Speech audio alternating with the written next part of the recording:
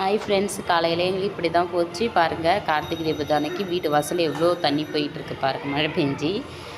அதுக்கப்புறம் நம்ம படைக்க ஸ்டார்ட் பண்ணியாச்சு. மதியம் படையல் போடணும்ல, ஐயப்பனுக்கும் நம்ம மதியம் படையல் போடுறோம். அதோட இன்றைக்கி வந்து கிருத்திகை வேறு, பெரிய கிருத்திகை. அதனால் இன்றைக்கி வந்து விளக்கு மாவுலாம் போட்டு படைக்கணும். திணையில் விளக்கு மாவு செஞ்சு 6 விளக்கு ஏற்றி படைத்தேன். இன்றைக்கி வடை பாயசத்தோட சாப்பாடு செஞ்சு வச்சு இன்றைக்கி மதியம் படைச்சது.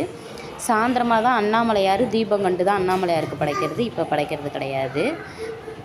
நம்ம ஃபுல் கார்த்திகை தீபம் அங்கே பார்த்துட்டு தான் வந்து சாயந்தரம் அண்ணாமலையாருக்கு தான் படைக்கணும்.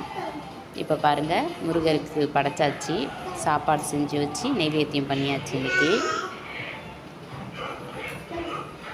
பாயாசம், வடை, அப்பளம், உருளைக்கிழங்கு, சாம்பார், அவ்வளோதான் ஃப்ரெண்ட்ஸ். ஏன்னா எங்கள் வீட்டில் 3 பேர் தான், அப்பா அம்மா நான், அவ்வளோதான்.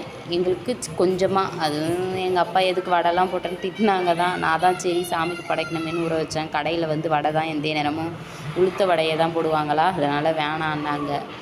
கடலப்பயிறு வாங்கலை, கொஞ்சம் தான் இருந்துச்சு. சரின்னு சொல்லிவிட்டு சாம்பார் எல்லாம் வச்சு படையில் இன்றைக்கி முடிச்சாச்சு. மதியம் படைச்சாச்சு ஃப்ரெண்ட்ஸ். எல்லார் வீட்லேயும் மதியம் படைச்சி சாப்பிட்ருப்பீங்க.